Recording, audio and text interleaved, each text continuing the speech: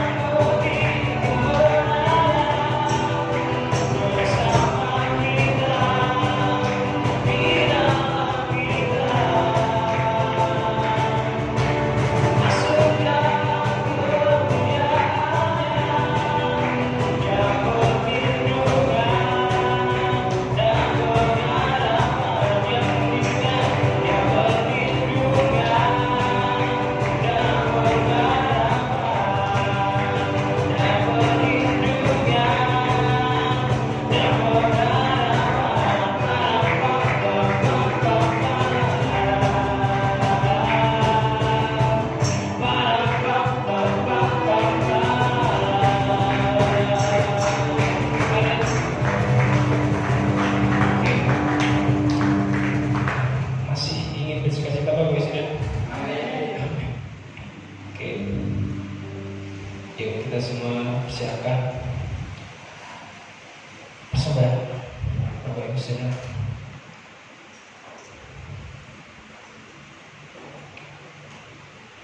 Kita berdoa buat persembahan kita.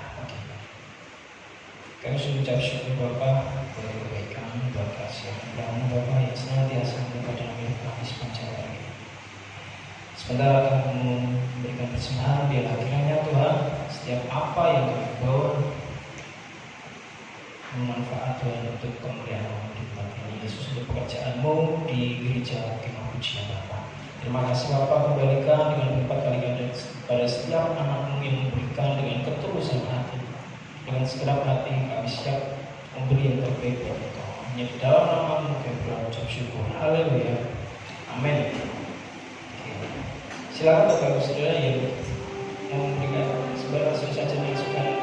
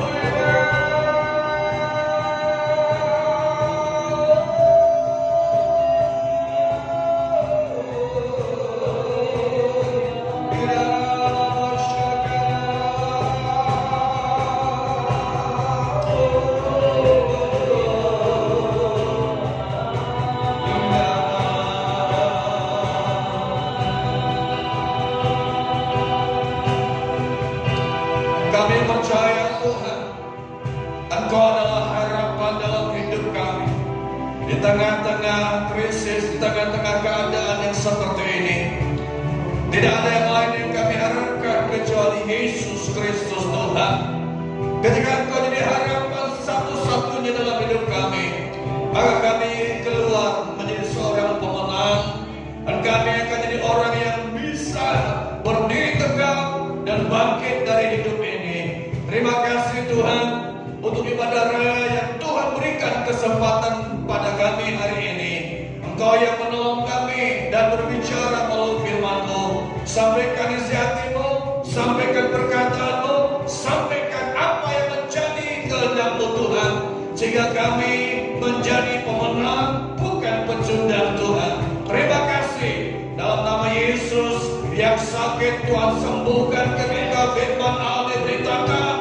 Yang tidak punya pengharapan Tuhan berikan pengharapan. Yang lemah Tuhan berikan kekuatan, karena firman-Mu adalah kekuatan bagi kami. Terima kasih Bapa. Di dalam nama Yesus Tuhan kami berdoa dan kami siap menerima firman-Mu demi nama Yesus. Haleluya. Amin, amin, amin, amin. Puji Tuhan. Shalom Bapak Ibu Saudara dimanapun ada di tempat ini.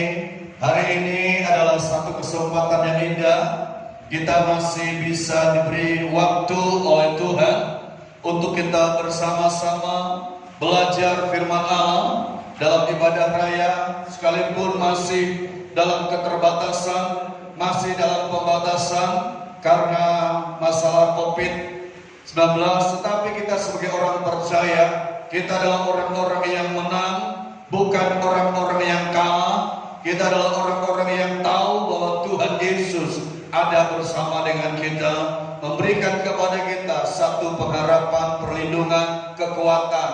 Kita akan bersama-sama membaca firman Tuhan di dalam Lukas pasal yang kelima, ayat yang pertama sampai dengan ayat yang kelima. Injil Lukas pasal yang kelima, ayat yang pertama sampai dengan ayat yang kelima. Tema hari ini adalah pelajaran di balik krisis. Jadi di balik krisis itu ada sebuah pelajaran yang kita terima. Ya, jadi kalau kita melihat hari-hari ini satu masalah besar, krisis melanda Indonesia, melanda dunia. Tetapi kita lihat di balik krisis itu ada pelajaran yang akan kita terima dan kita bisa belajar bersama. Lukas pasal yang kelima ayat 1 sampai 5 berkata demikian. Pada suatu kali Yesus berdiri di pantai Danau Genesaret. Sedang orang banyak mengerumuni dia hendak mendengarkan firman Allah. Dia melihat dua perahu di tepi pantai. Nelayan-nelayannya telah turun dan sedang membasuh jalannya. Ia naik ke dalam salah satu perahu itu, yaitu perahu Simon, dan menyuruh dia supaya menolakkan perahunya sedikit jauh dari pantai. Lalu ia duduk dan mengajar orang banyak dari atas perahu. Setelah selesai berbicara, ia berkata kepada Simon, bertolaklah ke tempat yang dalam dan tebarkanlah jalanmu untuk menangkap ikan. Simon menjawab, Guru, telah sepanjang malam kami bekerja keras dan kami tidak menangkap apa-apa, tetapi karena Engkau yang menyuruhnya, aku akan menebarkan jala juga. Bapak Ibu Saudara, di tengah-tengah pembatasan yang terjadi, di tengah-tengah krisis yang sedang dihadapi atau masalah yang dihadapi oleh bangsa kita, dan kita semuanya melihat bahwa ada satu hal yang kita mau pelajari di sini. Di sini kita melihat dari bacaan bahwa pada waktu itu Yesus berdiri di pantai Danau Genesaret, lalu ada banyak orang datang mengerumuni dia. Ada banyak orang datang untuk mendekat kepada dia. Dengan bermacam latar belakang, banyak orang datang kepada Yesus untuk mendengar dan untuk mendapatkan pengajaran-pengajaran dari Tuhan. Nah, tapi kita melihat di sini, ketika orang banyak datang dan pada waktu ingin mendengar, ingin tahu apa yang Yesus akan sampaikan, atau ingin mendengar firman Allah, dan mata Tuhan, kalau kita membaca ayat dikatakan, mata Tuhan, dia melihat tertuju kepada dua perahu. Ada dua perahu yang pada waktu itu yang sedang ada di pinggir pantai, dan dua perahu ini nelayannya sudah turun dan membasuh jalannya. Yesus tidak melihat ke banyak orang, tapi Yesus melihat ke dua perahu ini dengan dua nelayan ini, dan melihat mata tertuju ke sana. Matanya melihat di situ. Dia lihat bahwa ini adalah orang-orang yang pada waktu itu sedang sepanjang malam mereka melaut, mereka mencari ikan, tapi dikatakan di dalam ayat ini mereka tidak mendapatkan apa-apa. Mereka gagal dan mereka jadi orang yang tidak dapatkan apapun. Mereka susah, mereka tidak dapat penghasilan sama sekali. Mata pencarian mereka pada waktu itu tidak ada. Habis. Sepanjang malam Alkitab katakan mereka bekerja. Itu bagus. Sepanjang malam mereka mencari ikan, tetapi dikatakan di sini mereka tidak dapat apa-apa. Mata pencariannya tidak ada, penghasilannya gagal, dan mereka susah hidupnya. Dan mata Tuhan tertuju bukan kepada orang banyak itu yang sedang mengerumuni dia, tetapi mata Tuhan Yesus tertuju kepada dua perahu ini yang nelayannya sedang membasuh jalannya. Ya, jadi Tuhan melihat, Tuhan melihat dan Tuhan tahu mereka sedang mengalami kesusahan. Tuhan ngerti mereka sedang mengalami satu masalah. Tuhan tahu apa yang mereka sedang hadapi. Tuhan ngerti. Karena itu mata Tuhan tertuju kepada mereka. Bapak Ibu Saudara, kita yang sedang hari-hari ini menghadapi situasi seperti ini, kita tahu ini sulit karena sebab dibatasi, sebab serba ada pembatasan di sana sini.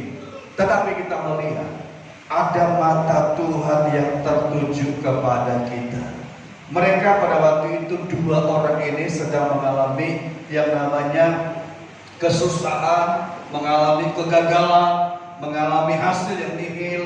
Mata pencarian mereka tidak ada dan mata Tuhan tertuju di sana. Krisis, apa arti krisis? Krisis artinya kemerosotan, ya, kesukaran, dan yang menghimpit hidup ini, itu krisis. Ya, krisis itu adalah kesukaran, kemerosotan yang menghimpit hidup ini atau menghimpit kehidupan seseorang. Tapi kalau kita melihat ayat yang ketiga berkata demikian, Yesus naik ke dalam salah satu perahu itu, yaitu perahu Simon, dan menyuruh dia supaya menolak perahunya sedikit jauh dari pantai. Lalu ia duduk dan mengajar orang banyak dari atas perahu. Dari ayat ini kita melihat Yesus pada waktu itu naik dalam perahu itu, dalam salah satu perahu. Lalu Yesus berkata, tolak ke dalam tempat yang ke dalam. Dan di situ ia mengajar. Di tengah-tengah kegagalan, di tengah-tengah masalah mereka hadapi, dikatakan Yesus mengajar mereka. Ada satu pelajaran yang Yesus sampaikan. Di tengah-tengah krisis, tengah-tengah kesusahan, Yesus sedang memberikan satu pelajaran. Yesus mengajar orang banyak dan mengajar dua perahu atau dua nelayan tadi yang sedang mengalami kesusahan, kegagalan. Jadi dengan kata lain, di tengah-tengah kesusahan itu ada sebuah pelajaran. Ya, Yesus sedang mengajar sesuatu yang indah. Yesus mengatakan bahwa inilah sebuah pelajaran. Krisis memberikan pelajaran. Krisis memberikan kepada banyak orang sebuah pendidikan, pelajaran yang sangat baik. Bukan sebuah hukuman, tapi sebuah pelajaran bahwa manusia harus kembali kepada Tuhan. Manusia harus kembali bersandar kepada Tuhan, percaya kepada Tuhan.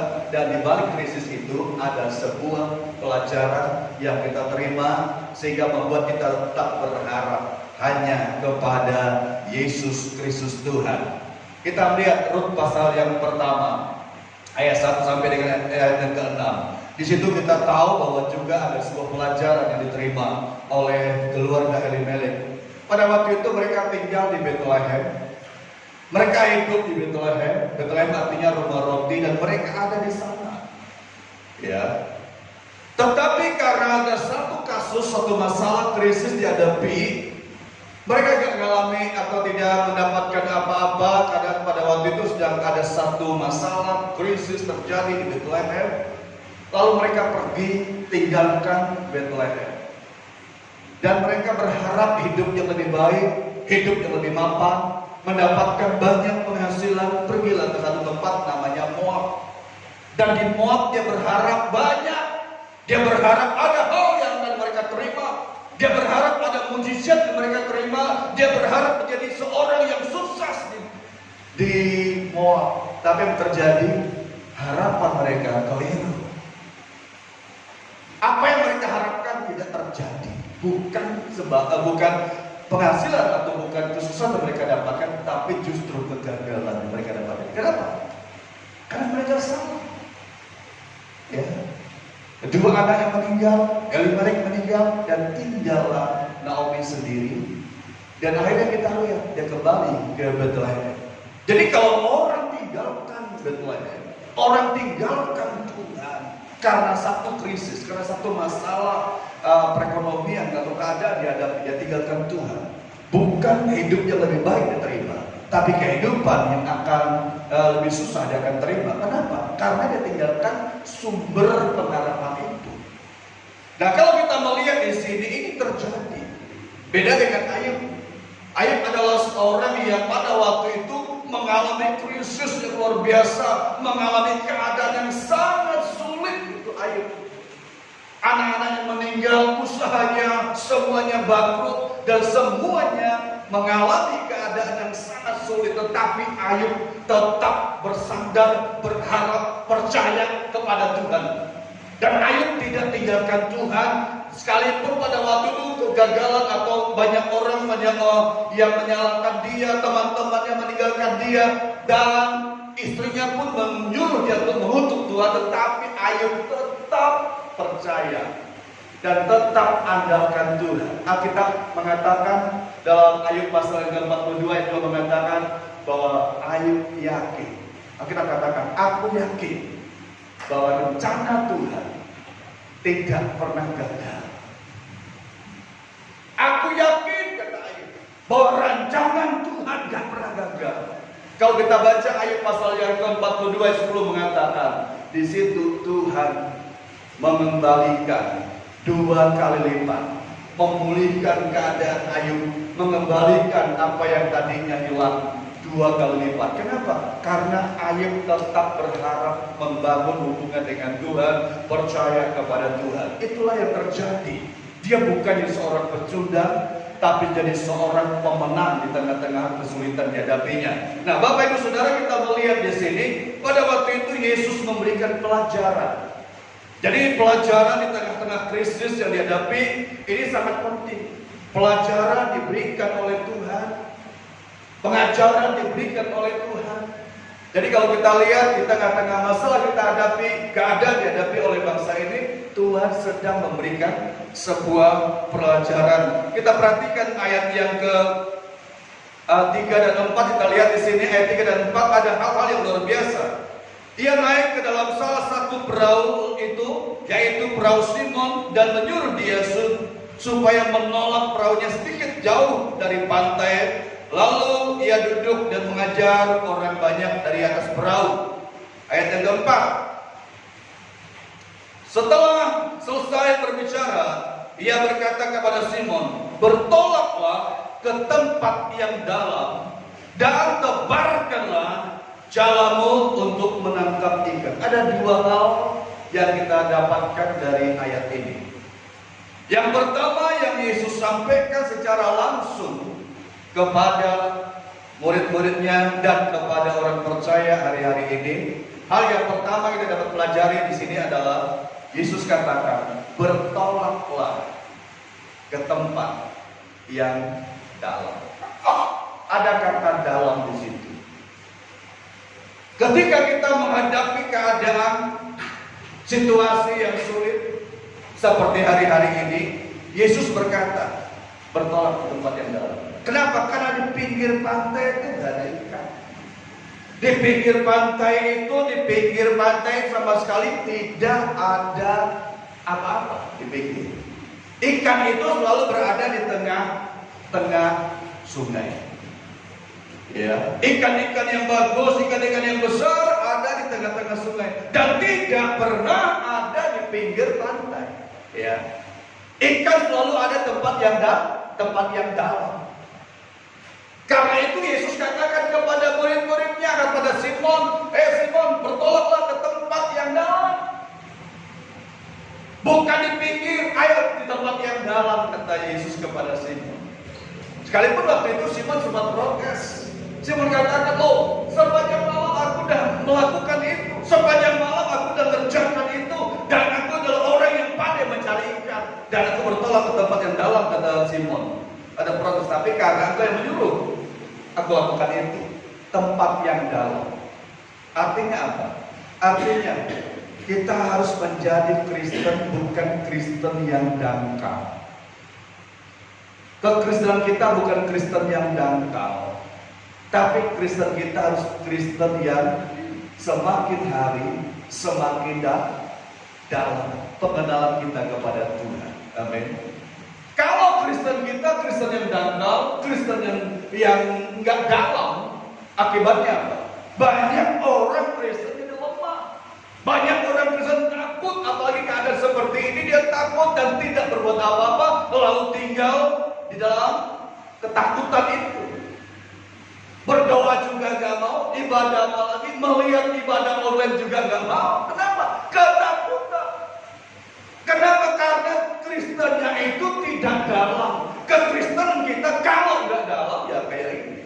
Karena itu Yesus katakan bertolak ke tempat yang dalam. Lebih dalam, makin lama kita ikut Tuhan, pengenalan kita lebih dalam, lebih dalam, lebih dalam. Ada lagu mengatakan lebih dalam lagi, ku rindu Kau Tuhan, lebih dari segala yang ada. Jadi lebih dalam. Ketika kita kenal Tuhan lebih dalam, orang itu akan menjadi orang yang kuat di dalam Tuhan. Dia dibaptis, kenal Tuhan lebih dalam. Jadi orang Kristen, kenal Tuhan lebih dalam. Itu akan menjadi orang Kristen yang kuat dan hebat di tengah-tengah krisis, tengah-tengah masalah. Kenapa? Kekristenannya itu dalam imannya. Amin. Dalam.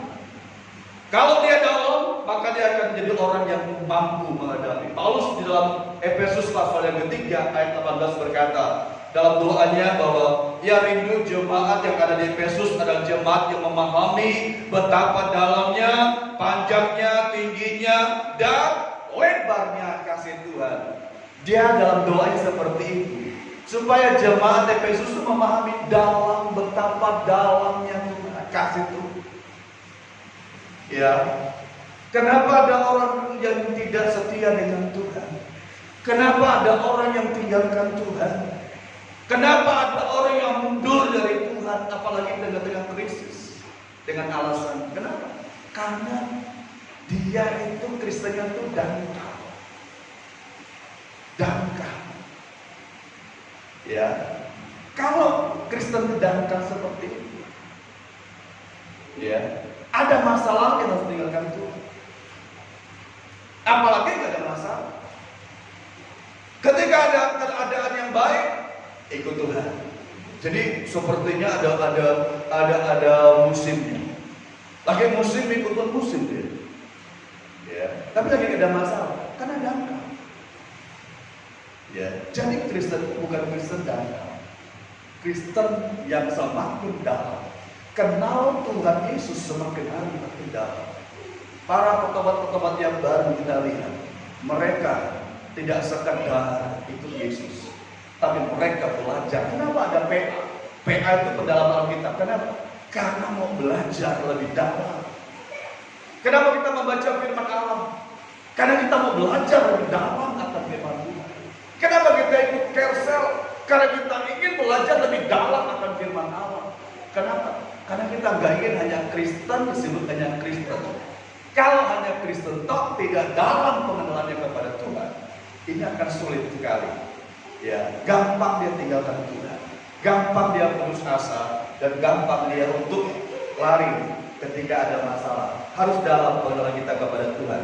Seperti doa Paulus kepada jemaat Efesus pasal 3 ayat 18, bahwa ku rindu supaya jemaat, kata Paulus, jemaat Efesus memahami betapa dalamnya kasih Tuhan. Saya juga berdoa supaya jemaat BBBTC Gema Pujian lebih memahami, semakin hari semakin dalam akan kasih Tuhan, lebih memahami semakin hari semakin dalam akan cintai kepada Tuhan, sehingga apapun masalah yang tantangan, goncangan apapun tidak akan mundur, tetapi teruji dan kuat di dalam Tuhan. Kenapa? Dalam kasihnya, cintanya kepada Tuhan. Amin. Dalam. Lalu kita melihat yang kedua. Satu kata yang kedua, Yesus katakan kepada Simon pada waktu itu, dikatakan ayat yang keempat, bertolak dari tempat yang dalam dan tebarkan jalamu untuk menangkap ikan. Bertolak tempat yang dalam dan tebarkan jalamu.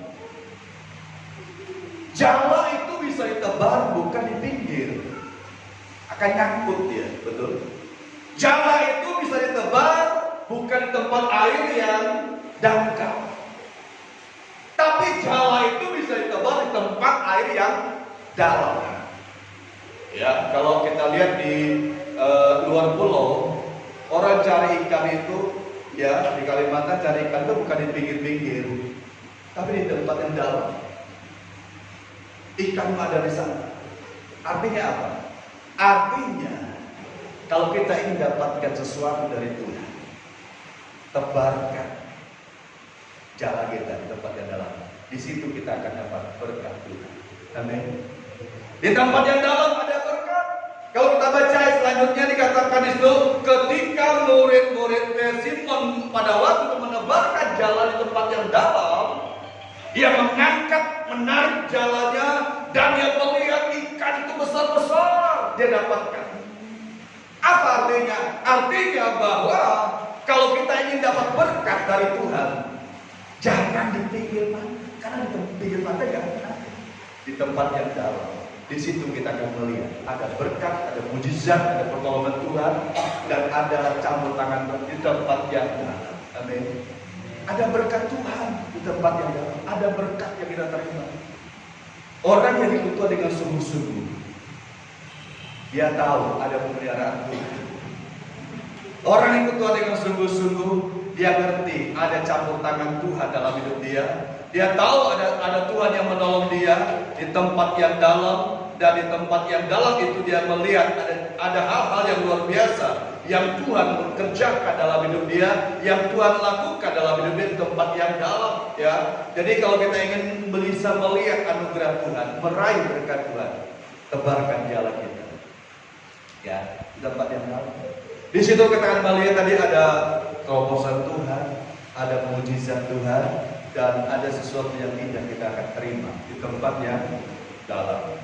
Ya, jemaat Tuhan sampaikan bahwa di tempat yang dalam kita akan melihat ada hal-hal yang Tuhan kerjakan, ada mujizat yang Tuhan kerjakan. Karena itu Tuhan katakan tebarkan di tempat yang dalam. Kita ada terima Yesus Tuhan.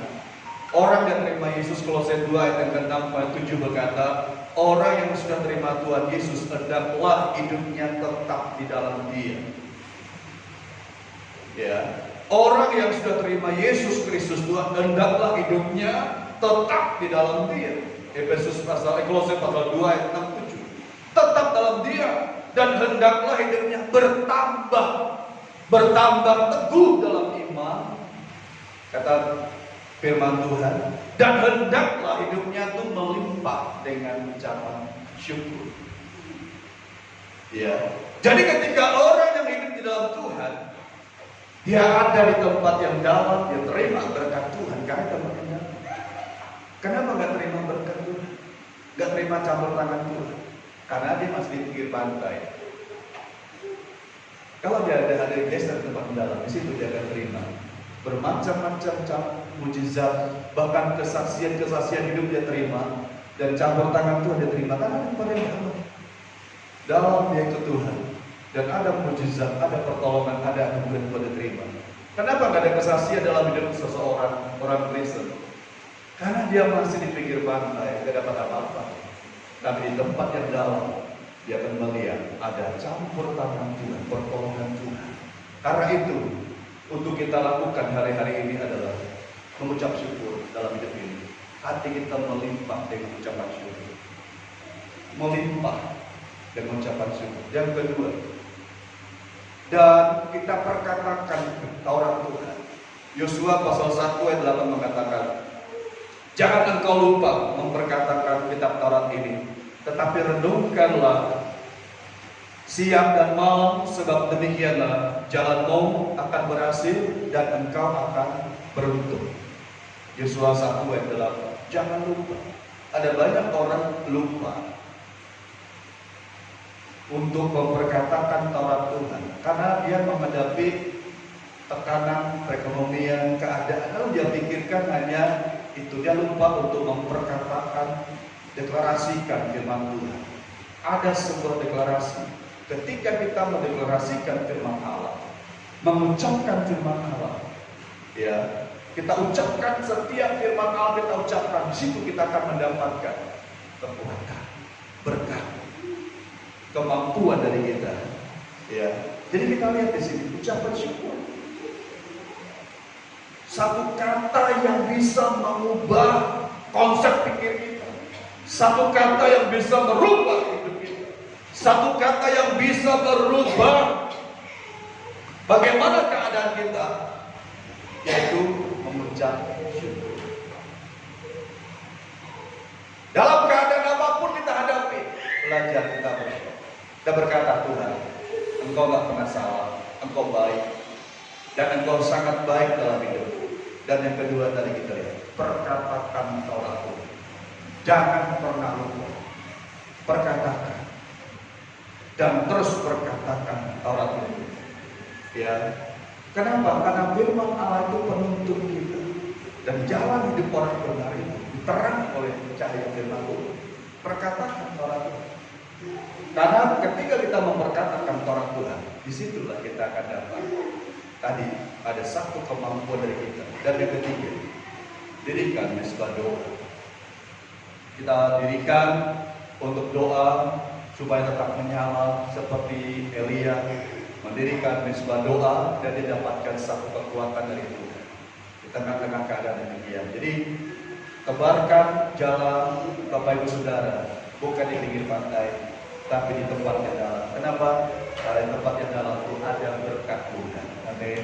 Ada pertolongan Tuhan dan ada campur tangan Tuhan. Tuhan Yesus memberkati kita semuanya. Amin. Mari kita berdoa. Kita datang kepada Tuhan. Kita percaya Tuhan kita adalah Tuhan yang baik. Dia akan menolong dan Dia akan campur tangan dalam hidup kita masing-masing. Kirabashakara barabara basyakara barabara.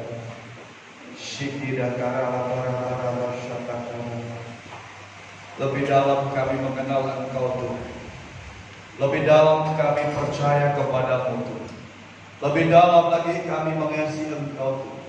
Karena kami tahu ketika kami berada di tempat yang dalam, maka ada berkat yang tersedia, ada campur tangan-Mu Tuhan, dan ada mujizat daripada-Mu di tempat yang dalam.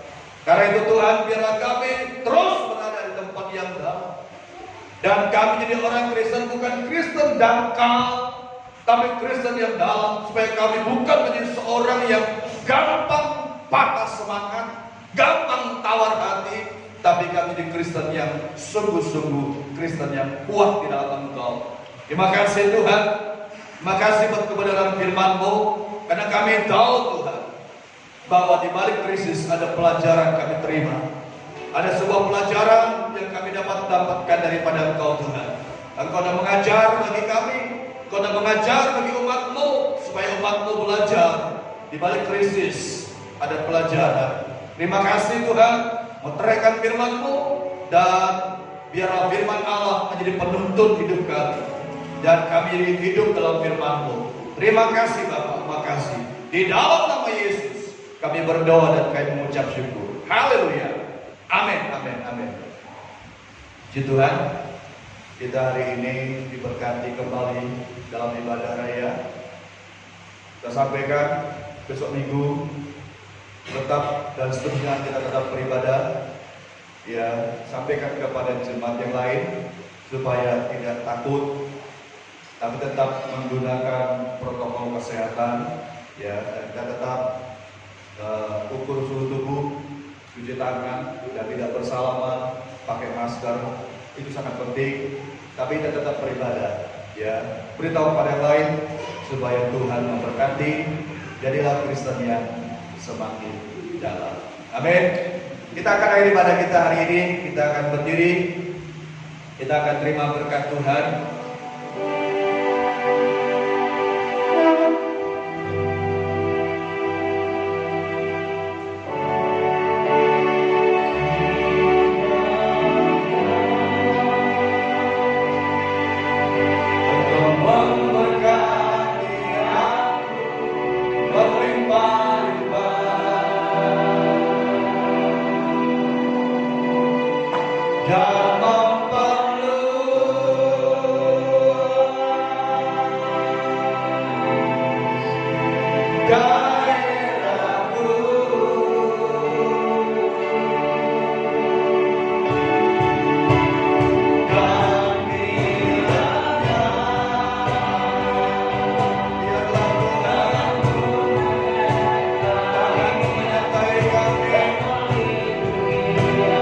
Berkati kami